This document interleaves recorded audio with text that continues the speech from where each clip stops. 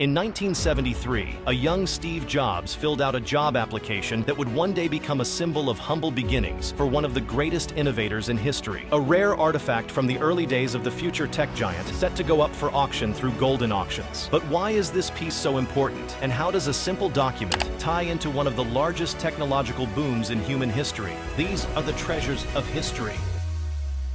At just 18 years old, Steve Jobs, co-founder of Apple and future technological pioneer, was at the beginning of a journey that would forever change the world. But at that time, he was far from the tech icon we know today. He had recently dropped out of Reed College, and while his interest in electronics was already apparent, Jobs was filling out this early job application with a mix of humility and a hint of humor. Dated 1973 in the top right corner, Jobs lists his address simply as Reed College, and humorously notes that his access to transportation was possible but not probable. As for his skills, he wrote design tech under computers and calculators, a subtle nod to the passion that would one day lead to the founding of one of the most successful companies in the world. At this point in his life, Jobs had no formal work experience. However, his burgeoning friendship with Steve Wozniak was already shaping his interest in electronics. Together, they had begun selling blue boxes, devices that allowed users to make free long-distance phone calls by hacking the phone system. While not entirely legal, this early venture laid the groundwork for their future collaboration at Apple. Despite dropping out of Reed College after only one semester, Jobs remained on campus, auditing classes that piqued his interest. Though this application was likely for one of his first formal jobs, possibly as a technician at Reed College's psychology lab or a year later at Atari, it stands as a reminder that everyone starts somewhere. Jobs wasn't particularly eager to oversell his abilities on this form, but that humble attitude reflects the ethos that would define his career. As he later said in a 1998 interview, there are people who start companies just to make money, but the great companies, well, that's not what they're about.